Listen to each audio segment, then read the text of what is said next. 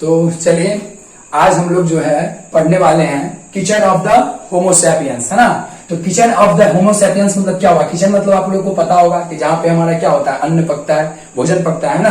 भोजन पकने के बाद क्या होता है, वहां से किचन से जो भोजन उठ करके जहां जहां जिस रूम में आपके संबंधी रहते हैं, आपके माता पिता रहते हैं, आपके गार्जियन रहते हैं, वहां तक उनको पहुंचाते हैं, है ना। तो वैसा ही अब देखेंगे हम होमो सैपियंस, जो जूलॉजिकल नाम है ना, साइंटिफिक जूलॉजिकल नेम है किसका भैया? तो ह्यूमंस का, है ना। तो उसका नाम क्या है? Homo sapiens. क्या नाम है? Homo sapiens. तो आगे ये देखते हैं kitchen of the Homo sapiens, है ना। यानी कि जो मानव है उसका किचन अगर देखा जाए तो किसे बोलेंगे? तो उसको क्या बोलेंगे? स्टोमक। क्या बोलेंगे? स्टोमक को। किसको बोलेंगे? स्टोमक को। अब धीरे धीरे समझते हैं कि ये जो ह्यूमन डाइजेस्टिव सिस्टम है, जिसको हम यहाँ पे हम नाम दिए हैं अपने तरीके से kitchen of the Homo sapiens. तो ह्यूमन डाइजेस्टिव सिस्टम में बहुत सारे पार्ट्स हैं, बहुत सारे पार्ट्स हैं। तो सबसे पहले अगर हम देखें तो सबसे पहले कौन सा पार्ट्स देखेंगे? तो माउथ देखेंगे, है ना। माउथ मतलब जो हमारा फर्स्ट पार्ट है, यानी कि जो भोजन का सबसे पहले जो इंजेक्शन करेंगे, अंतःग्रहण करेंगे, तो फर्स्ट पार्ट क्या हो सकता है? वो हमारा फर्स्ट पार्ट माउथ ही हो सकता है। तो माउथ में ऐसा नहीं है कि सिर्फ माउथ हो गया तो बस सिर्फ भोजन डाले और सीधा चला गया आमाशय में, ऐसा नहीं। स्टोमक में चला गया, ऐसा नहीं। पहले बहुत सारा चीजें, यानी कि माउथ से जो स्टार्ट हुआ, माउथ में बहुत सारा प्रोसेस है ना, बहुत सारा फिजिकल है, केमिकल मैकेनिज्म है ना। वो फिजिकल केमिकल मैकेनिज्म को अच्छे तरीके से समझेंगे। तो चलिए सबसे पहले माउथ पे आते हैं ना। क्या आप कहां पे आते हैं? माउथ पे। तो देखिए माउथ जो होता है वो उसको बकल कैविटी बोलते हैं। क्या बोलते हैं? बकल कैविटी बोलते हैं। तो जो माउथ होता है उसको बकल कैविटी बोलते हैं। एक कैविटी मतलब हम आपको बता देते हैं, पिछले वीडियो में भी आप लोगों को बता दिए थे कि कैविटी मतलब होता है हॉलो स्पेस या हॉलो स्पेस, है ना।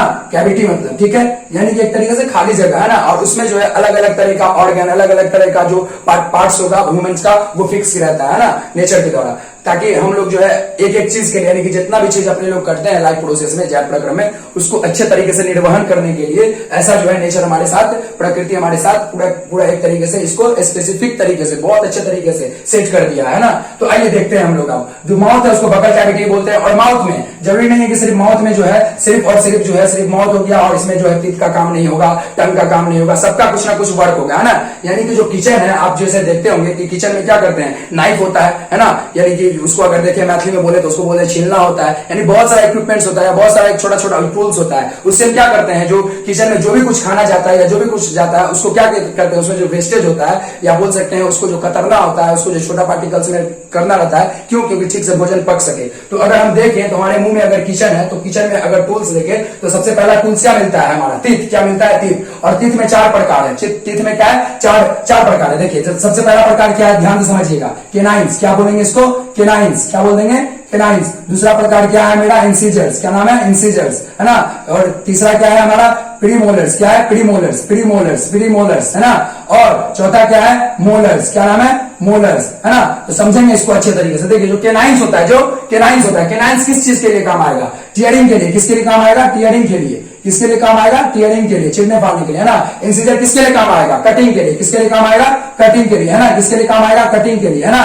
प्रीमोलर्स किसके लिए काम आएगा? प्रीमोलर्स यानी कि जिसको चौवा बोलते होंगे अपने लोग, है ना। तो चौवा यानी कि चौवा से भी पहले वाला जो होता है, ठीक है, यानी कि प्री, यानी कि चौवा से पहले अगर आपको कहीं चौवा को अगर खोजने जाना तो उससे पहले आपको प्रीमोलर से मुलाकात करना होगा, है ना। तो इसका मतलब प्रीमोलर्स हो गया। इसका काम क्या है? ग्राइंडिंग का काम है, यानी कि इसको क्या करना है, एक तरीके से बोल सकते हैं ग्राइंडिंग का काम है, मिलाने का काम है। उसके बाद मोलर्स का भी क्या है? ग्राइंडिंग का काम है, यानी कि ये जो ग्राइंडिंग किया उसके बाद ये भी ग्राइंडिंग करेगा, लेकिन ये जैसे ग्राइंडिंग किया होगा उससे भी अब जो है उससे भी स्मॉलेस्ट, या ये बोल सकते हैं उससे भी सिंपलेस्ट फॉर्म में कौन ला सकता है? ये सेमी लिक्विड में। वो किस फॉर्म में ला देगा?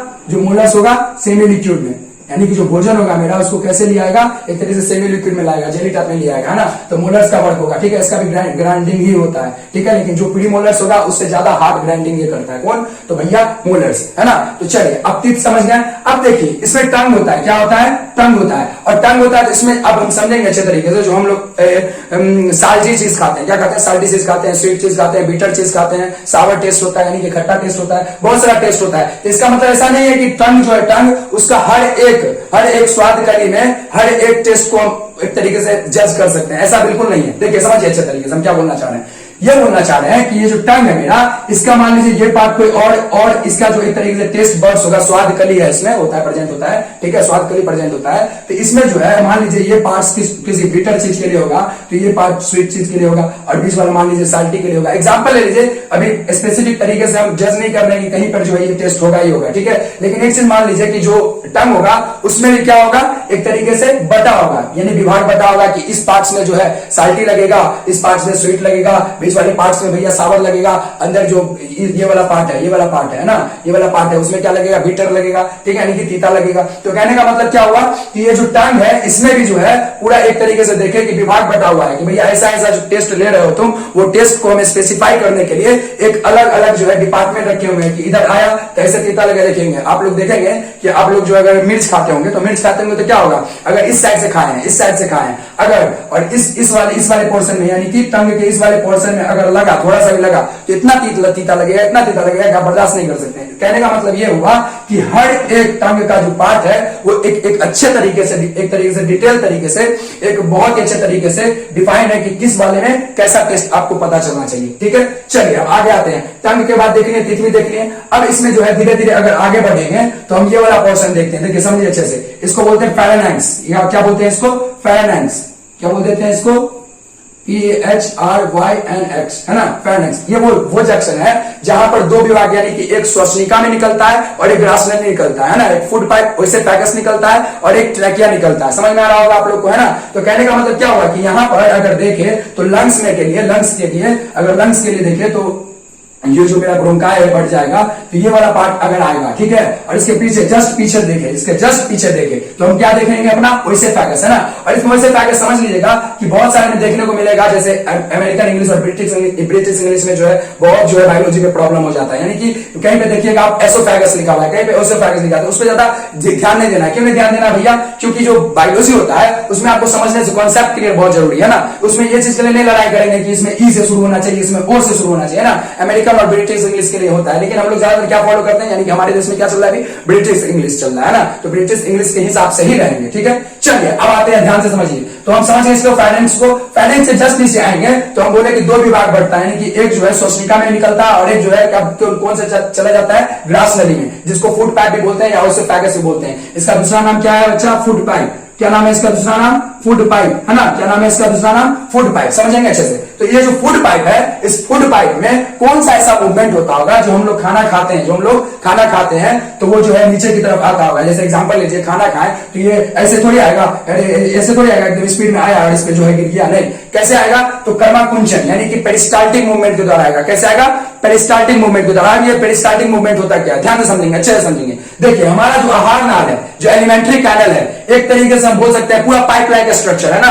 और इस पाइप लाइक स्ट्रक्चर में हमेशा कॉन्ट्रैक्शन एंड रिलैक्सेशन होता रहता है। कॉन्ट्रैक्शन एंड रिलैक्सेशन मतलब आप लोग समझिए, अच्छे से समझिए, प्रकुंचन और सकुंचन, प्रकुंचन और सकुंचन। यानी कि कभी एक तरीके से सुकुड़ना होगा, कभी एक तरीके से फैला होगा, कभी सुकुड़ना होगा, कभी फैला, कुछ इस तरीके से। देखिए समझिए, यहाँ पे सुकड़ा, फिर फैला, फिर सुकड़ा, फिर फैला, फिर सुकड़ा, फिर फैला। यानी कि ऐसे करके भोजन को जो है एक तरीके से तुरंत कंडेंस करेगा, तुरंत रिलैक्स करेगा, कंडेंस करेगा, तुरंत रिलैक्स करेगा। क्यों ऐसा किया, क्योंकि धीरे धीरे भोजन का जाना हो। अगर स्पीड में जाएगा, आप सोच लीजिए, अगर खाना खाए डायरेक्ट स्पीड में आकर के हर के जो है यहाँ पर आकर के गिरेगा तो क्या होगा, एक तरीके से मैकेनिज्म बिगड़ेगा। यानी कि जो भी चीज होना चाहिए वो एक तरीके से स्लो प्रोसेस होना चाहिए। यानी कि बायोलॉजी एक ऐसा सब्जेक्ट है जिसमें ना ज्यादा स्पीड होना चाहिए, ना ज्यादा स्लो होना चाहिए। यानी कि एक तरीके से बैलेंस में होना चाहिए ना, कांस्टेंट होना चाहिए। या आप ऐसा नहीं बोल सकते कि बहुत जल्दी जल्दी हुआ तो बहुत अच्छा है और बहुत धीरे धीरे हुआ तो बहुत अच्छा, नहीं, कांस्टेंट में होना चाहिए। समझ में आ रहा है, कांस्टेंट में होना चाहिए। तो समझेंगे इसमें। तो ये जो जंक्शन है फाइनेंस, उसके जस्ट बाद हम बताएं कि दो चीज, यानी कि दो रास्ता विभक्त होगा। कौन दो रास्ता है,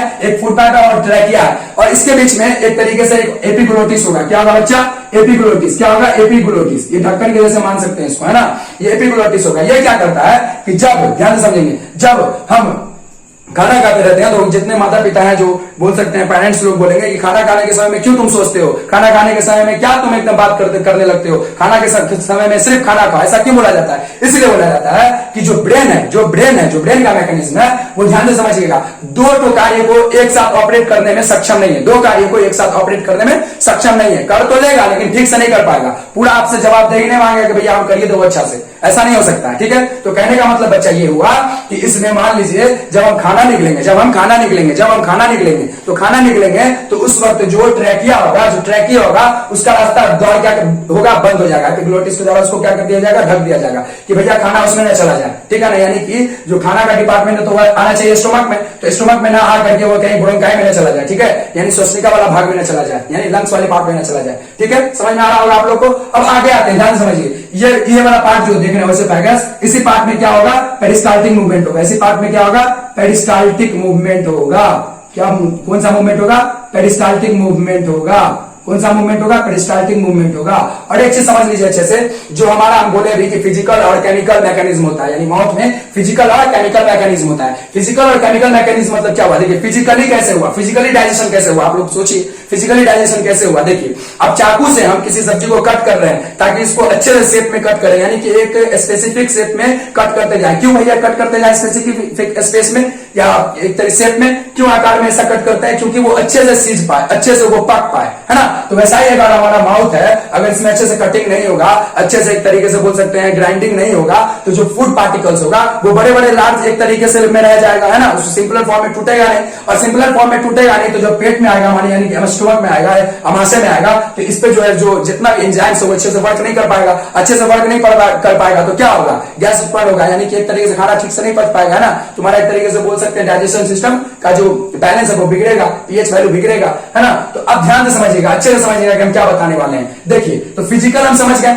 अब केमिकल क्या है इसमें। देखिए सबसे पहले ध्यान से, चॉकलेट खाते होंगे, अपने बच्चे लोग को देखते होंगे कि चॉकलेट के लिए करता होगा, यानी चॉकलेट जब खाते होंगे तो देखते होंगे तुरंत एक तरीके से एनर्जाइज हो जाते होंगे ना। ऐसा क्यों होता है, क्योंकि चॉकलेट में क्या होता है, स्टार्च या कार्बोहाइड्रेट बोल सकते हैं। चॉकलेट में क्या होगा, स्टार्च या कार्बोहाइड्रेट होगा, है ना, या बोल सकते हैं स्टार्च या कार्बोहाइड्रेट होगा। और वो स्टार्च और कार्बोहाइड्रेट क्या होता है, ध्यान से समझिएगा, वो क्या होता है, इसी में थोड़ा थोड़ा पसना शुरू, मतलब माउथ से उसका डाइजेशन शुरू हो जाता है। अगर कोई पूछे कि मानव में डाइजेशन कहां से शुरू हो जाता है, तो हम बोलेंगे माउथ से ही शुरू हो जाता है डाइजेशन, है ना।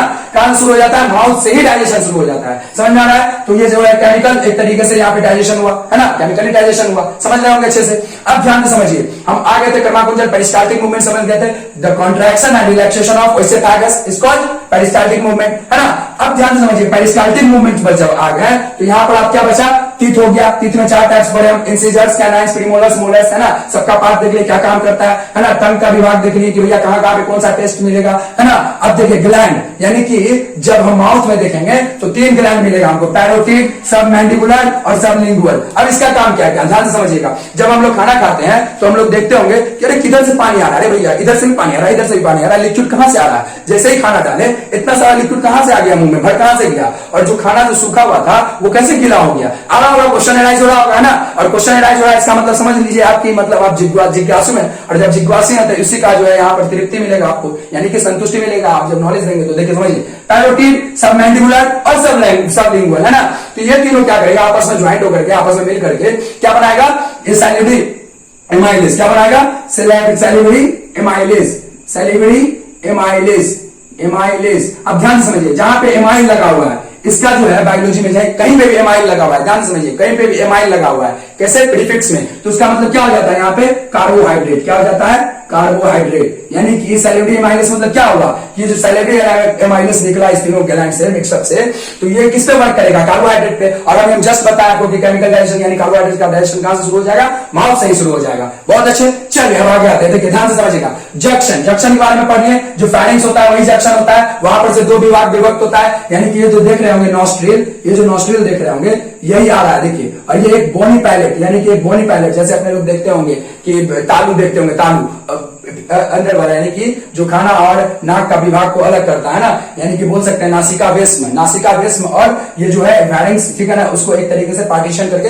अलग करता है, ठीक है। तो ये जो बोनी पैलेट है बच्चा, देखो ये जो बोनी पैलेट है ना, ये विभाग को अलग करेगा, नॉस्ट्रिल्स वाले को अलग, और जो मुख वाला यानी कि मुख गुहा वाला विभाग है उसको अलग करेगा, है ना। समझ में आ रहा होगा आप लोग को। यहाँ पे समझ गए हम जंक्शन के बारे में, ठीक है। जंक्शन में क्या होगा, एपिग्लोटिस होगा, जो खाना वाला अगर खाना निकल रहा है तो सिंपल सी बात है भैया, उसको ओपन कर देगा, और जैसे हम सांस ले रहे हैं तो किस वाले विभाग को ढक देगा, खाना वाला विभाग को, यानी कि हवा जो है, हवा वो जो है ओसेफेगस में नहीं जाना चाहिए, और जो खाना है, जो खाना वो एक तरीके से श्वसनिका में नहीं जाना चाहिए, यानी ट्रैकिया में नहीं जाना चाहिए ना, यानी कि सबका विभाग अलग अलग है। चलिए अब ध्यान से समझेंगे अच्छे से, ओसेफेगस समझ गए। ठीक है, स्टोमक में आते हैं अच्छे से, स्टोमक को और अच्छे से डिटेल तरीके से पढ़ेंगे। देखिए, तो खाना धीरे धीरे पेरिस्टाल्टिक मूवमेंट से कहां आया, स्टोमक में आया, कहां आया, स्टोमक में आया। अब स्टोमक के बारे में अच्छे से जानने के लिए क्या करना पड़ेगा, जब सबसे पहले जानेंगे इसको कि स्टोमक जो अमाशय है, ध्यान से समझिएगा, एब्डोमेन, देखिए जब एब्डोमेन बोलते हैं तो एब्डोमेन मतलब हो गया कि ये पूरा एक तरीके से स्ट्रक्चर, जैसे किसी कैसे आप देखते होंगे तोंद, है ना, तो क्या बोलेंगे उसको, एब्डोमेन बोलेंगे, है ना। लेकिन जब स्टोमक बोलते हैं, हम लोग को बचपन से ही परेशानी रहता है कि भैया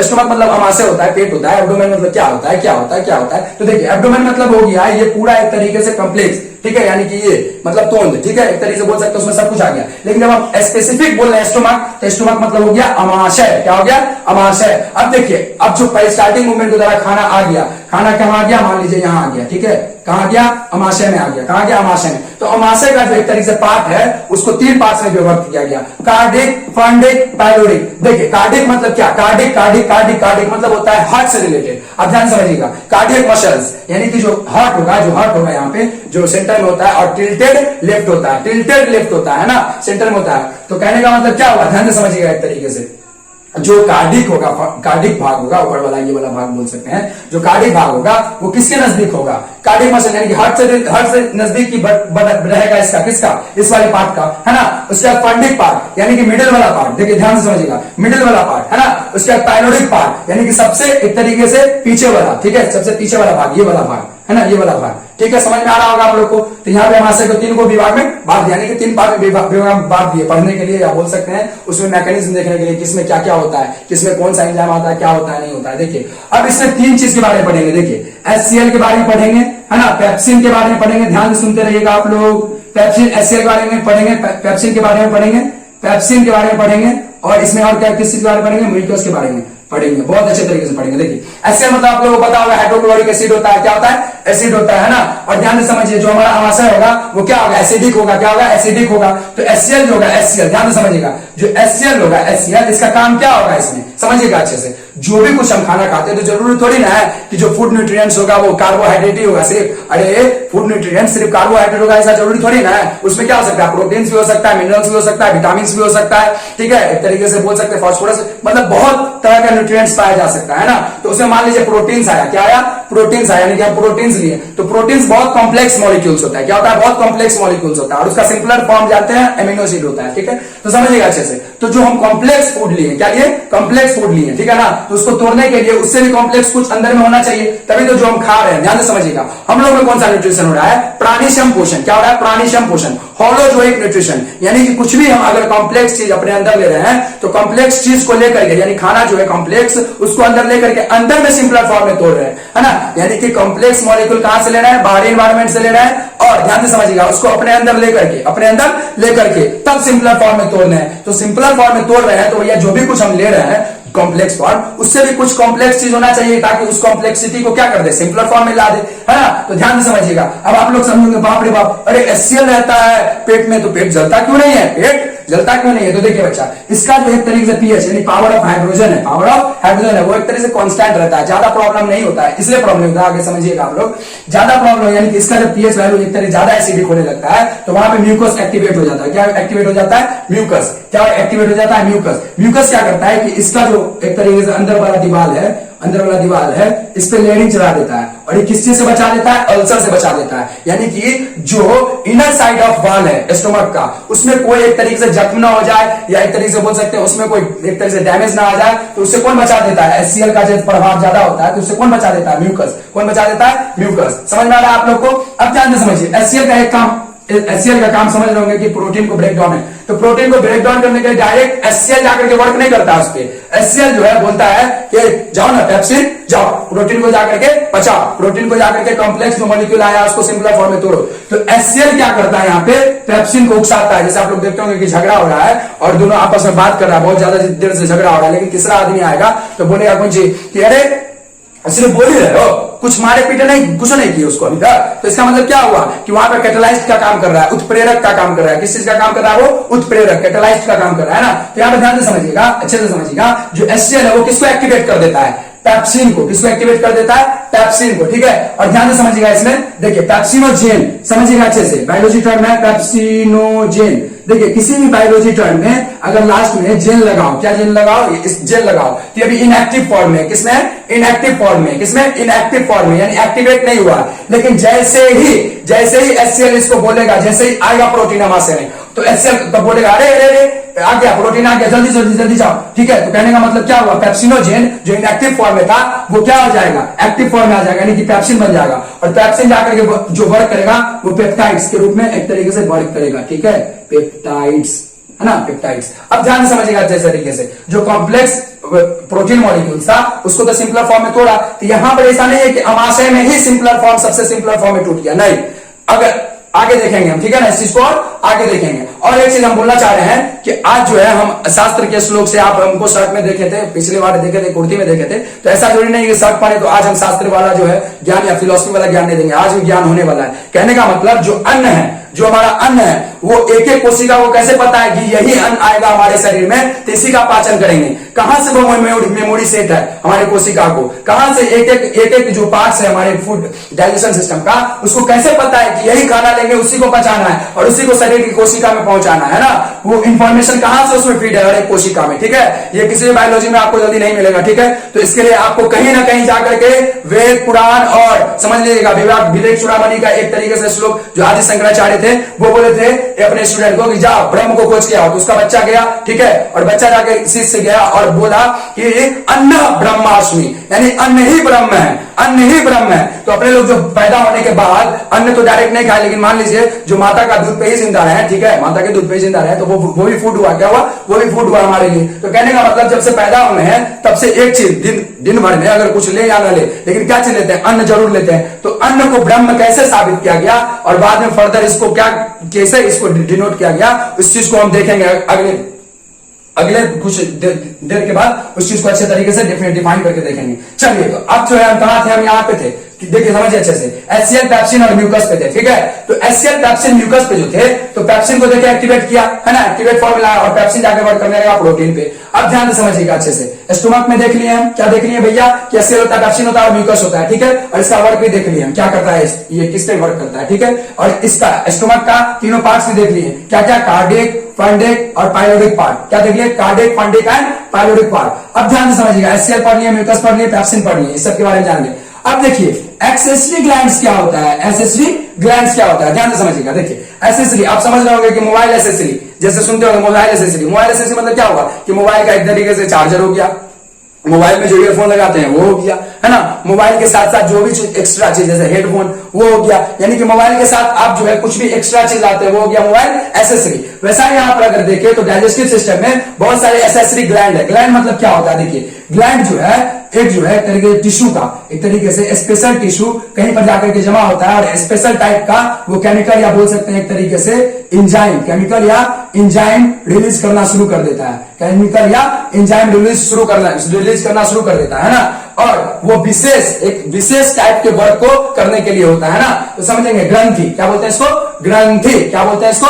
ग्रंथि। तो एसेसरी ग्लैंड के बारे में पढ़ेंगे, है ना, कि डाइजेस्टिव सिस्टम में कौन सा एसेसरी ग्लैंड है। तो ध्यान से समझिएगा, अच्छे से समझिएगा कि दो एसेसरी ग्लैंड है ना, यानी कि एक तरीके से दो एसेसरी ग्लैंड है जो बाहर में, यानी कि एक तरीके से बोल सकते हैं डाइजेस्टिव सिस्टम का जो पाइप है उसके बाहर में जो है इसको सपोर्टिंग एक्टर के जैसे वर्क करता रहता है। एक है लीवर और एक है पैनक्रियाज, एक है लीवर एक है पैनक्रियाज, यानी कि एक है यकृत और एक है ये पित्ताशय। क्या है? एक पित्ताशय, सॉरी पित्ताशय नहीं, क्या बोलते हैं इसको? अग्नाशय। क्या बोलते हैं इसको?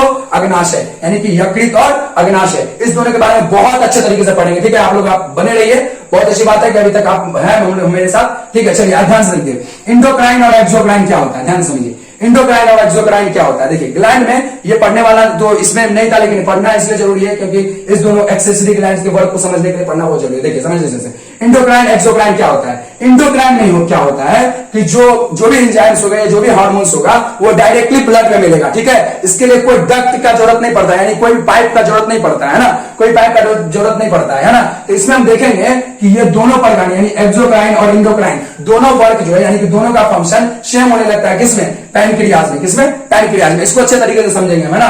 इसमें पिलिरुबिन निकलता है, क्या निकलता है? पिलिरुबिन भी निकलता है, ठीक है। इसको भी अच्छे से समझेंगे। तो देखिए समझिए अच्छे तरीके से, यानी कि इसमें डक्ट के जैसे ही वर्क करेगा, है ना। किसमें, यानी कि ये इंडोक्राइन डायरेक्ट ब्लड में भी देखेंगे कि आइसोलेट्स ऑफ लैंगरहैंस से जो निकलता है इंसुलिन वो डायरेक्ट ब्लड में मिलता है। और इसमें ये भी समझेंगे कि जो पैनक्रियाज एक तरीके से 3 चीज निकालता है, पैनक्रियाटिक एमाइलेस निकालता है, ट्रिप्सिन निकालता है और क्या निकालता है, पैनक्रियाज एमाइलेस निकालता है, ट्रिप्सिन निकालता है और एक और एंजाइम है, उसको फर्दर भी देखेंगे, इसको जब अच्छे से पढ़ेंगे तो आगे बताते हैं आपको, ठीक है।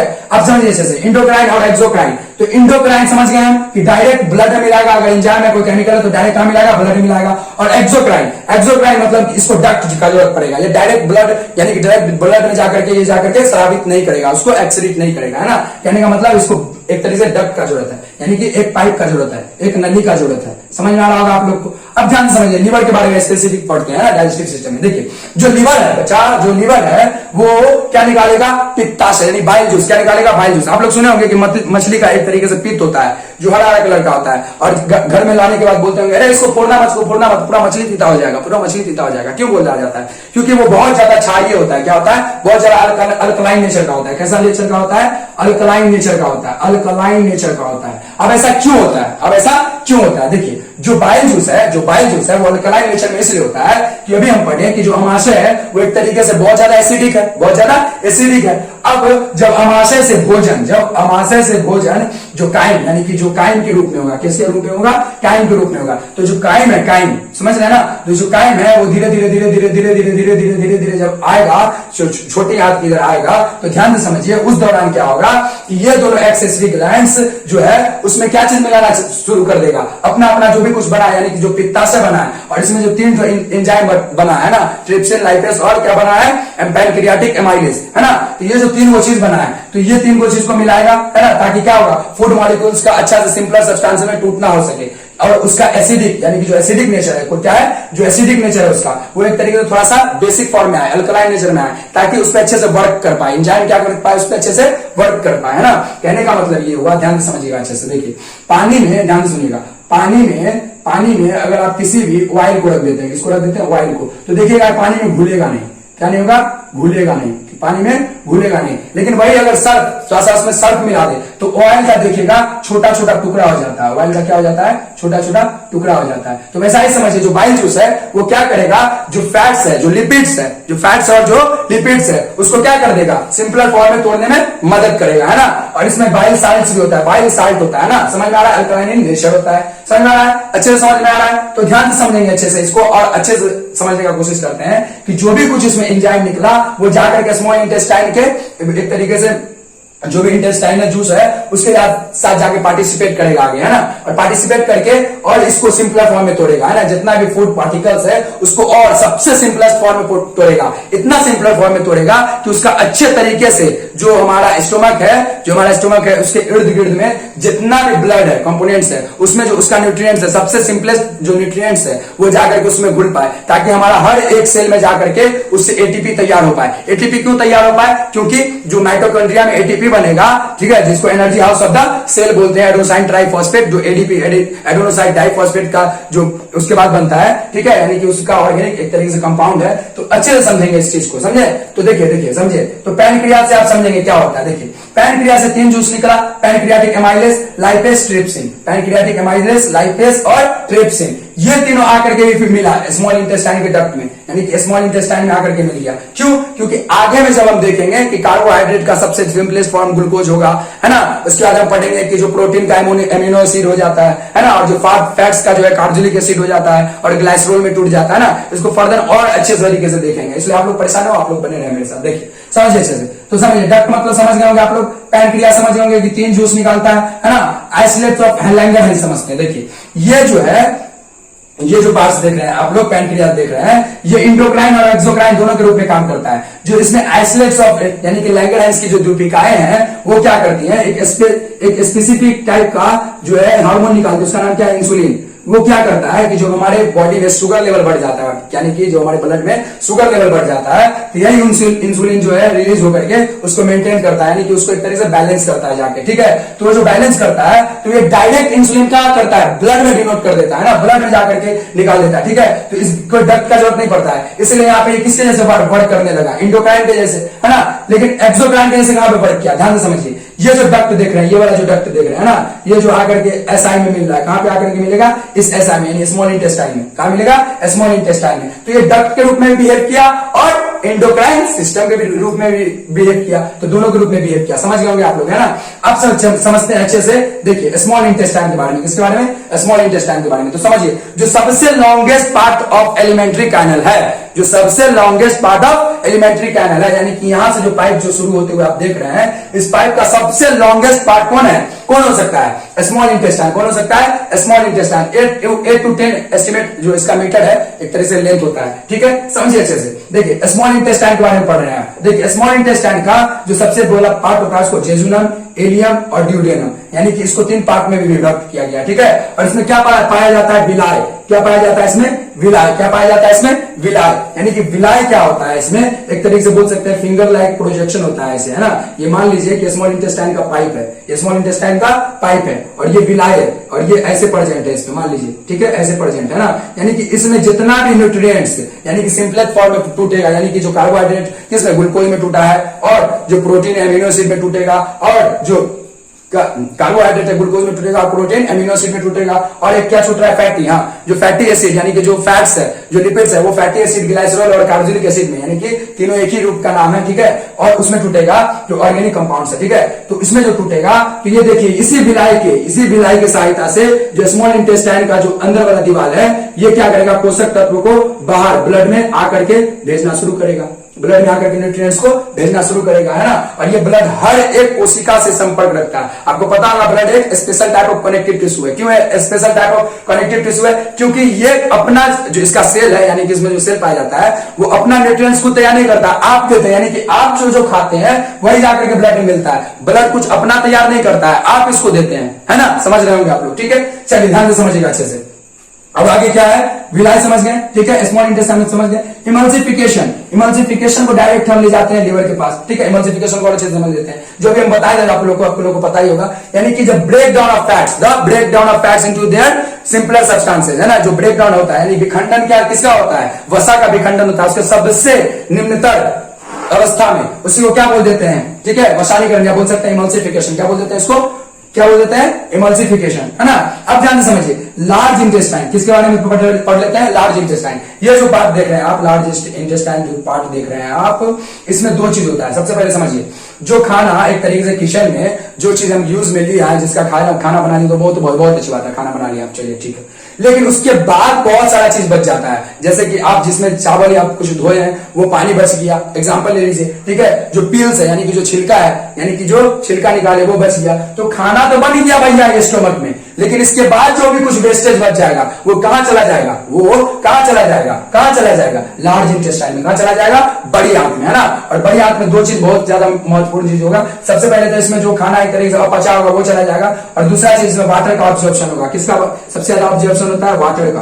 किसका ऑब्जर्वेशन होता है, वाटर का। और एक अच्छे तरीके से समझिए, इसमें ई कोली नाम का बैक्टीरिया होता है, ई कोली नाम का बैक्टीरिया होता है, यानी कि इसेचेरिया कोली करके बैक्टीरिया का नाम है, ठीक है। वो क्या करता है, जितना ही वेस्ट प्रोडक्ट अगर आप रखे हुए हैं, जैसे बच्चा लोग को देखते होंगे कि बाथरूम जो होता है वो 2-3 दिन के लिए नहीं होता है, यानी कि बचपन में। इसका मतलब क्या है कि यानी कि जो लार्ज इंटेस्टाइन है उसमें जितना ही वेस्ट पार्टिकल है वो थोड़ा देर के लिए रुका हुआ है, और वो क्या करता है, जो यानी कि ई कोली बैक्टीरिया होता है, वो उससे क्या करता है, विटामिन बनाना शुरू करता है। क्या चीज बनाना शुरू कर देता है, विटामिन बनाना शुरू कर देता है। आप लोग समझ रहे होंगे, विटामिन बनाना शुरू कर देता है। और बच्चा का देखते होंगे त्वचा कितना अच्छा रहता है ना, उसमें देखते होंगे हर एक चीज, हर एक ऑर्गन और इतना क्यूट लगता रहता है ना। तो कहने का मतलब ये हुआ कि उसका अच्छे से एक तरीके से पोषण हो पाए, इसलिए जो वेस्टेज है उस वेस्टेज का भी उसमें यूज होना शुरू होता है, उस वेस्टेज का भी उसमें यूज अच्छे तरीके से होता है, ठीक है। हम लोग में भी होता है लेकिन उतना अच्छे तरीके से नहीं होता है, ठीक है। समझ रहे होंगे आप लोग। चलिए अब ध्यान समझिए, जो लार्ज इंटेस्टाइन समझिएगा अच्छे से, इसमें अब थोड़ा सा फिलोसफी हम ऐड करने वाले हैं। देखिए जो लार्ज इंटेस्टाइन का एक जो इधर वाला भाग देख रहे हैं, जो अपेंडिक्स है,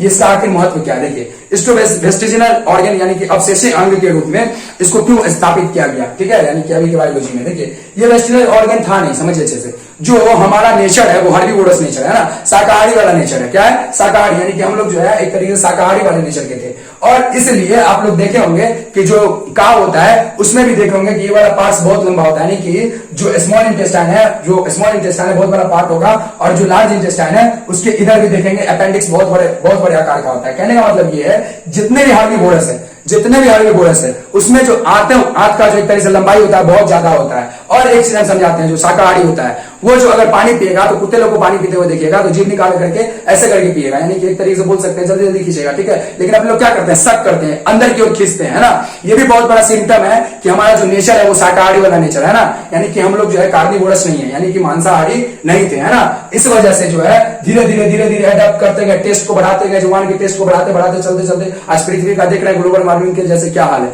जब बाढ़ नहीं आना होता है बाढ़ आता है, जब बाढ़ आना होता है तब बाढ़ नहीं आता है। समझ में आ रहा होगा आप लोग को, खैर समझ में आ रहा होगा, ठीक है। और कोरोना जो देख रहे हैं वायरस, ये कुछ ज्यादा है नहीं, समझ में आ रहा है, ये है कुछ भी नहीं, ये सिर्फ इतना है कि आप जो नेचर के साथ नेचर जो आपको जैसा बनाया था, आप नेचर के विपरीत जा रहे हैं, नेचर के विपरीत जा रहे हैं, और नेचर के विपरीत जाने की वजह से आपको इतना कुछ प्रकोप झेलने को मिल रहा है, ठीक है। अब ध्यान से समझिएगा, लार्ज इंटेस्टाइन में अपेंडिक्स के बारे में पढ़ लिए, ठीक है। लार्ज इंटेस्टाइन में देख लिए कि वाटर का एब्जॉर्प्शन होता है, क्या होता है, वाटर का एब्जॉर्प्शन होता है, ठीक है। अब समझिए जो काइल और चाइन, यानी कि काइंड जो होता है, काइंड देखिए यहां तक के फूड को, यानी कि यहां पर फूड आया, ठीक है, यहां से आगे बढ़ते गया फूड, सब ठीक है, ठीक है। जैसे ही वो स्मॉल इंटेस्टाइन से कहां जाने की कोशिश किया, कोलोनी के द्वारा कहां जाने का कोशिश किया, लार्ज इंटेस्टाइन में, तब वो जो है एकदम बहुत ही एक तरीके से सिंपलेस्ट फॉर्म में आ जाता है, यानी कि एक तरीके से बोल सकते हैं, मैथिली बोले तो पंचुक्का बोल सकते हैं ना, एक तरीके से बोल सकते हैं बहुत ही पानी के जैसे सेमी लिक्विड से भी बहुत पतला हो जाता है, ठीक है। तब उसका नाम दे देते हैं हम लोग चाइल्ड, क्या नाम दे देते हैं, चाइल्ड नाम दे देते हैं, ना। समझ में आ रहा होगा आप लोग को। चलिए अब ध्यान से समझिएगा अच्छे से, स्मॉल इंटेस्टाइन का फंक्शन, स्मॉल इंटेस्टाइन का फंक्शन, तो देखिए इसमें एचसीएल रिलीज हुआ, पेप्सिन रिलीज हुआ, म्यूकस रिलीज हुआ। इसमें क्या रिलीज हुआ, पैनक्रियाटिक एमाइलेज, ठीक है, समझ में आ रहा है, ट्रिप्सिन लाइपेज, ठीक है। ट्रिप्सिन किस पे वर्क किया होगा, प्रोटीन पे, लाइपेज किस पे वर्क किया होगा, ध्यान से सुनिएगा, लाइपेज किस पे वर्क किया होगा, फैट्स पे, है ना। और पैनक्रियाटिक एमाइलेज, यानी एमाइल जो लगा हुआ था उसका मतलब बता देते पहले, कार्बोहाइड्रेट होगा, तो पैनक्रियाटिक एमाइलेज किस पे वर्क किया होगा, कार्बोहाइड्रेट पे वर्क किया होगा, है ना। अब आगे आते हैं, ध्यान समझते हैं,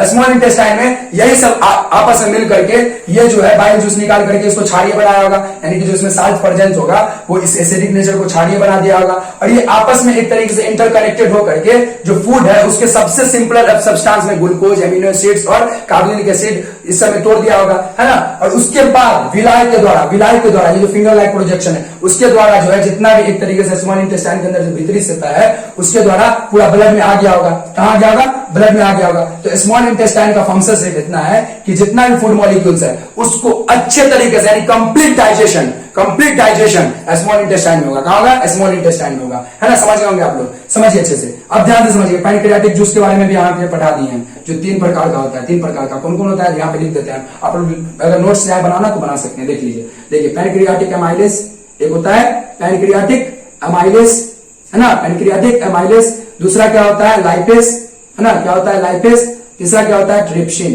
क्या होता है, तीसरा ट्रिप्सिन, क्या होता है, ट्रिप्सिन। अब ध्यान से समझिए कि जो हम लोग का आदत है, भोजन का आदत है कि भोजन क्यों ग्रहण करते हैं, तो सिंपल सी बात है भैया, उससे वाटर भी हमारा मेंटेन रहेगा, और क्या मेंटेन रहता है, न्यूट्रिएंट्स हमारे शरीर का मेंटेन रहता है। अब अच्छे से समझेंगे, जो फिलोसफी बोले थे कि जो आदि शंकराचार्य थे, जो अपने शिष्य को भेजे थे कि जाइए पता करके आइए कि जो है ब्रह्म क्या है, ब्रह्म क्या है, यानी कि जो सबसे एक तरीके से उच्च लेवल का, यानी कि जो बुद्धि से भी पढ़े, है ना, वो क्या है, समझ में आ रहा है। तो सबसे पहले उसका आंसर आ रहा था उसके शिष्य से कि अन्नम ब्रह्मास्मि, अन्नम ब्रह्मास्मि, यानी अन्न ही ब्रह्म है। क्यों ब्रह्म है, समझिए अच्छे से। जो एक तरीके से ब्रह्म के रूप में हमारे जो एक तरीके से फार्मर्स है, किसान है, जो एक तरीके से खेती करते हैं, जो क्या करते हैं, खेती करते हैं, और जो जितना क्रॉप्स है उसको उपजाते हैं, ठीक है, ताकि हम लोग क्या कर सके, आहुति दे सके। किसमें आहुति दे सके, अपने एक तरीके से किचन में, यानी कि अपने जो एक तरीके से अमाशय में, यानी कि जो भी भूख लगता है सुबह सुबह उठने के बाद, अगर सबसे ज्यादा अगर देखें तो क्या चीज का जरूरत पड़ता है हमको, भोजन का जरूरत पड़ता है एनर्जी के लिए, है ना। तो उसके लिए भोजन का जरूरत पड़ता है। या ये क्या किस वजह से, या बोल सकते हैं किस के रूप में वर्क किया, यज्ञ के रूप में, है ना। यज्ञ में आप क्या दिए, अन्न दिए, अन्न बार बार दे रहे हैं, रोज दे रहे हैं, है ना। ये आहुति के जैसे वर्क कर रहा है, कैसे वर्क कर रहा है, आहुति के जैसे, है ना, आहुति देते जा रहा है, आहुति देते जा रहे हैं, समझ में आ रहा है आप लोग को। और अन्नम ब्रह्मास्मि इसलिए बोला गया कि जो इतने बड़े थे हम लोग और इतने बड़े आज जो हुए हैं वो किसके बदौलत हुए हैं, अन्न के बदौलत, है ना। और ये डाइजेशन सिस्टम में पढ़ने की बहुत ज्यादा आवश्यकता है ना। तो अन्नम ब्रह्मास्मि, ये आप जो है विवेक चूड़ामणि हो गया, ठीक है, आदि शंकराचार्य चारी द्वारा रचित है, ठीक है। चूड़ामणि, विवेक चूड़ामणि हो गया, ठीक है, तत्वमसी हो गया, फिर से अपरोक्षानुभूति हो गया, है ना। तो कहने का मतलब इससे आप जाकर के ये गोविंदम भजामी, ठीक है, ये सब में जाकर के देख सकते हैं। ये जो डाइजेशन है इसका पूरा फिलॉसफी उसमें अच्छे तरीके से दिया हुआ है ना, कि अन्न एक एक कोशिका को कैसे पता है कि कौन सा अन्न ह्यूमंस के लिए, मानव के लिए, और उसको हमको कैसे डाइजेस्ट करना है, एक एक कोशिका को ये इन्फॉर्मेशन गिवन है ना। चलिए ध्यान से समझिएगा। अब जो है यहाँ पे लास्ट में आते हैं और एक चीज देखते हैं कि इसमें आगे हम क्या समझ सकते हैं। देखिए किचन हम बोल दिए और Homo sapiens human digestive system का लास्ट पार्ट है, ठीक है, रेक्टम और एनस, है ना। तो रेक्टम क्या मलाश है, क्या बोलते हैं इसको, मलाश है, मतलब यानी मल का आश है, मल का घर, है ना। तो जो भी कुछ खाना बच गया, ठीक है, जैसे अपने लोग डस्टबिन रखते हैं ना, यानी किचन के आगे डस्टबिन एक छोटा सा रखते हैं ना, यानी कि जो भी कुछ वेस्टेज है, जो भी कुछ स्पिल्स है, यानी कि जो भी कुछ एक तरह छिलका वगैरह से उसको उसमें रख देते हैं ना, यानी कि बायोडिग्रेडेबल वेस्ट, यानी कि जो बायोडिग्रेडेबल वेस्ट वाला एक तरीके से बास्केट होता है ग्रीन कलर का, उसमें रख देते हैं। तो समझ लीजिए अच्छे से, इसमें वेस्ट जो बनेगा वो रेक्टम मलाशय में रहेगा, यानी कि मल का जहां आशय है, घर है, वहां एक तरीके से रेक्टम स्टोर रहेगा। और जहां से निकाला जाएगा, जहां से फेस, एक तरीके से फेस जो निकलेगा, यानी वेस्ट मटेरियल जो निकलेगा एजिशन के द्वारा, किसके द्वारा, एजिशन के द्वारा, किसके द्वारा, एजिशन के द्वारा, बहिष्करण के द्वारा, वो रास्ते का क्या नाम है, एनस, क्या नाम है, एनस। और एक चीज ध्यान रखिएगा आप यहाँ पे, ये जहां पर भी अभी बात हुआ है वो फूड का एक तरीके से सॉलिड पार्ट, यानी कि जो भी अभी वेस्ट का बात किए अभी वो सॉलिड वेस्ट का बात किए हैं। लेकिन जब ब्लड में एक तरीके से वेस्ट बनेगा उसको हम पढ़ेंगे कहा, एक्सक्रीटरी सिस्टम में। कहां पढ़ेंगे उसको, एक्सक्रीटरी सिस्टम, है ना, यानी कि लिक्विड वेस्ट का कहां बात करेंगे, एक्सक्रीटरी सिस्टम में। यहाँ पे किसका बात किए अभी, सॉलिड वेस्ट का बात किया ना। धीरे धीरे आपका हर एक कॉन्सेप्ट क्लियर होगा। वेद मैथमेटिक्स क्लासेस में सिर्फ मैथमेटिक्स नहीं, मैथमेटिक्स के पॉइंट ऑफ व्यू से हम बायोलॉजी भी खत्म करेंगे, ठीक है। कहने का मतलब है जो अन्नम ब्रह्माष्टमी है, समझिएगा अच्छे से, ये दो शब्द जो है, ये अन्नम ब्रह्माष्टमी से जो हमारा पूरा बॉडी का एक एक सेल्स जो हमारे फूड न्यूट्रिएंट्स यानी पोषक तत्व से, जो फूड भोजन पोषक तत्व होते हैं, ठीक है, उससे कैसे पूरा एक एक कोशिका डेवलपमेंट करके, सेल डिवीजन करके इतना बड़ा ह्यूमन मल्टी सेलुलर में डेवलप हो जाता है, यानी कि जन्म लेने के बाद, ठीक है, उसमें भी वृद्धि होता है। जन्म लेने के बाद उतना ही बड़ा नहीं रहते हम लोग, है ना, उसमें वृद्धि होता है। अब ध्यान से समझिएगा अच्छे से, जो हिंदू एक तरीके से संस्कार है उसमें देखते हैं कि 13वीं के रोज एक तरीके से जो है खाना दिया जाता है, यानी कि खाना परोसा जाता है, सबके एक तरीके से खाना परोसा जाता है। ये खाना परोसने का एक तरीके से क्या फिलॉसफी हो सकता है, क्या फिलॉसफी हो सकता है ना। सब उपहास ज्यादातर देखते होंगे कि धर्मावलंबी जो बुद्धिजीवी लोग हैं वो बहुत ज्यादा उपहास उड़ाते कि क्या है, आदमी मर गया और तुम जो है भोजन बांट रहे हो। देखिए भोजन बांटने का आज क्या है मकसद, समझिए अच्छे से, देखिएगा, ध्यान से सुनिएगा। देखिए जो तत्व है सब में, हम लोग में जो तत्व है, तत्व मौजूद है, वो सब में एक ही तत्व विराजमान है, यानी ब्रह्म एक है, ब्रह्म एक है, ध्यान समझिएगा। और ब्रह्म जो है इस पूरे यूनिवर्स में पूरे अच्छे तरीके से ओत पड़ोत है, यानी बोल सकते हैं एक एक अणु में उसका एक तरीके से उपवास है या वास है, ठीक है। तो कहने का मतलब ये हुआ कि जब कोई आदमी मरता है तो ऐसा मत समझिए आप कि वो चला गया, समझ रहे हैं। वो कहने का मतलब ये है कि तत्व के रूप में इसी पूरे वातावरण में, यानी कि इसी पूरे ब्रह्मांड में कहीं ना कहीं पड़ा है। और ध्यान समझिए, और तत्व अलग ना होने के कारण, यानी ब्रह्म एक ही है, ब्रह्म एक ही है, यानी अद्वैत वाला में जब शंकराचार्य जी बताए थे कि ब्रह्म एक अस्ति, यानी कि ब्रह्म एक ही है। तो ध्यान से समझिए, जब ब्रह्म एक ही है तो जब जो आदमी मर गया है, एग्जाम्पल लीजिए, जो मृत्यु जिसका हो गया है, उसका जो 13वीं के रोज अगर भोजन खिला रहे हैं बहुत सारे को बैठा करके, तो इसका क्या मकसद हो सकता है, इसका मकसद यह हो सकता है कि सब में जब एक ही ब्रह्म है, तो अगर मान लीजिए पूर्णाहुति के रूप में, यानी आहुति के रूप में, यज्ञ के रूप में अगर सबसे बड़ा यज्ञ किया जाए तो वो क्या हो सकता है, भंडारा, या सबसे बड़ा यज्ञ करवा सकते हैं तो क्या करवा सकते हैं, भोजन किसी को करवा सकते हैं। इसलिए मेरे नाना जी, आप लोग के घर में भी जो बड़े बुजुर्ग होंगे वो एक ही चीज बोलते हैं कि अगर कोई आया है तो उसको बिना खाए मत जाने देना, समझ में आ रहा है, यानी कोई आया है यानी कि उसको बिना खाए मत जाने देना। और कबीर का एक बहुत अच्छा दुआ भी है कि उतना दीजिए प्रभु कि हम भी नहीं भूखे सोए और जो मेरे द्वारे पे आए वो भूखे ना जाए। इसका मतलब क्या हुआ कि अन्न को ब्रह्म के रूप में लिया गया है, अन्न नहीं तो अपने लोग कहां से, समझ में आ रहा है आप लोग को। तो अन्न जब परोसते हैं हम, तो वहां पे अन्न नहीं परोस रहे हैं, क्या परोस रहे हैं, ब्रह्म परोस रहे हैं, क्या परोस रहे हैं, ब्रह्म परोस रहे हैं। देखिए जीवित हो अजीवित हो, कोई भी चर हो अचर हो, कोई भी चीज हो दुनिया में, एक छोटा से छोटा तीक्ष्ण जो तत्व है वो क्यों ना हो, समझिएगा अच्छे से, वो कहां से ऑपरेट हो रहा है, वो उस पर ब्रह्म से ऑपरेट हो रहा है ना। तो ध्यान से समझिएगा, जो मृत है और जो जिंदा है उसमें एक ही तत्व विराजमान था, और वो जो विलीन हो गया, वो जो विलीन हो गया, जैसे अभी एग्जांपल के रूप में हम बताते हैं आपको, थोड़ा सा फिलॉसफी ले रहे हैं इसको अच्छे तरीके से समझने के लिए, बहुत अच्छे तरीके से समझने के लिए थोड़ा फिलॉसफी समझते हैं। देखिए आप गैर मृत व्यक्ति को जाकर के शमशान में जला दिए, उसका आस बना, आस मतलब राख बना, ठीक है। राख बनने के बाद क्या हुआ, वो मिट्टी में मिला, कहां मिला, मिट्टी में मिला। और जो वहां पर जितने भी प्लांट्स थे वो उससे क्या लिए यानी कि पोषक तत्व लिए, यानी मिट्टी में जो मिला है न्यूट्रिएंट्स उसको लिए, यानी कार्बन साइकिल आप पढ़ेंगे, अगर हम पढ़ाएंगे आगे तो उसको अच्छे तरीके से समझिएगा। तो कार्बन साइकिल के द्वारा जितना भी प्लांट्स था उसको क्या किया, गेन किया, उसका न्यूट्रिशन गेन किया, यानी कि बॉडी जो था, जो आदमी आप जला करके आए, बहुत सारा आदमी होता है, यानी कि बहुत सारे धर्म में अलग अलग चीज है ना, कि कहीं पे गाड़ा जाता है, कहीं पे जलाया जाता है, या कहीं पे छोड़ा दिया जाता है। जैसे जैन पारसी में देखते हैं कि उसमें पूरा एक तरह से हल्दी लगा करके छोड़ दिया जाता है कि कौवा चील सब आएगा और उसके शरीर को नोच नोच के खा करके ले जाएगा, यानी कि मरा हुआ व्यक्ति से भी जो है किसी को तृप्ति मिले, यानी कि किसी को भोजन मिल जाए। ठीक है, तो अलग अलग धर्म में अलग अलग चीजें हैं। ठीक है, और ज्यादा हम विशेष रूप से जो है ये सब चीज से ज्यादा पढ़ने से ज्यादा इंपॉर्टेंट हम वही सब चीज को मानते हैं, क्योंकि देखिए इससे आपको सिर्फ और सिर्फ पूर्ण आहुति के लिए, भोजन के लिए, इस शिक्षा से आपको भोजन के लिए कुछ उपार्जन मिल सकता है। ठीक है, आर्थिक थोड़ा आमदनी हो सकता है, लेकिन आपको परमानेंट पूंजी चाहिए, यानी कि आनंद चाहिए, बोल सकते हैं अल्टीमेट आनंद चाहिए जो अनलिमिटेड है, सोर्स में मौजूद है। उसके लिए आपको तत्व को समझना होगा ना, और इस तत्व को समझने के लिए शमशान से बेस्ट हम मेरे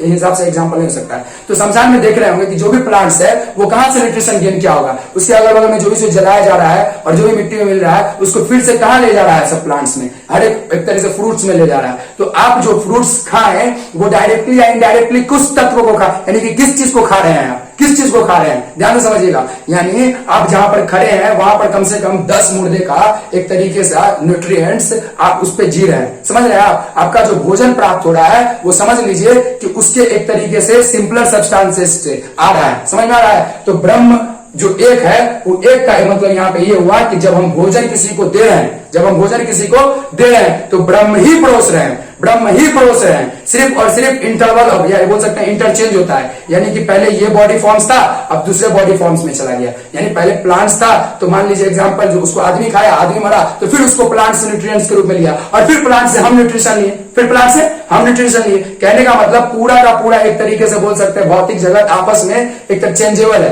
परिवर्तनशील है ना। और उसी परिवर्तनशील में जो एक तरीके से जो तत्व है वो कभी नहीं बदलता है, कभी नहीं बदलता है। तो इसलिए हिंदू संस्कार में जब अब अन्न परोसा जाता है तो इसका मतलब बिल्कुल ना समझे, इसका उपहास ना उठाए, इसको तृप्ति माने, यानी वो आहुति के रूप में जा रहा है। किसके रूप में जा रहा है, आहुति के रूप में। और उसका जो एक तरीके से आ निकलता है, वाह, मान लीजिए एग्जाम्पल भूख का तृप्ति जो होता है तो वो डायरेक्टली या इनडायरेक्टली किसके पास जाएगा, एक तत्व के पास जाएगा। किसके पास जाएगा, एक तत्व के पास जाएगा, यानी जो एक तरीके से जो स्वर्ग पदार्थ हैं उनके पास जाएगा, एक तत्व के पास जाएगा। ठीक है, चलिए तो आज का क्लास यहीं पे समाप्त करते हैं। ठीक है, अगले क्लास में कुछ ऐसा ही इंटरेस्टिंग टॉपिक, और हाँ एक चीज ध्यान रखिएगा कि हम एनसीईआरटी से जरूर कुछ नॉलेज या बहुत सारा नॉलेज लेते हैं, लेकिन एक चीज ध्यान रखिएगा जो मेरा टॉपिक होता है वो खुद का बनाया हुआ होता है, समझ लीजिए। और एक चीज, हाँ मेरा ये जो नॉलेज है वो किसी भी एग्जाम में आप जाकर के दे जरूर सकते हैं, लेकिन हम अपने नॉलेज को कैटेगराइज नहीं किए कि नीट के लिए है और पैरामेडिकल के लिए है, दिस दैट, मतलब कुछ भी नहीं। आप नॉलेज ले सकते हैं, आप इसका उपयोग अलग अलग तरीके से करिए, इसमें कोई दो राय नहीं है। चलिए बहुत बहुत धन्यवाद।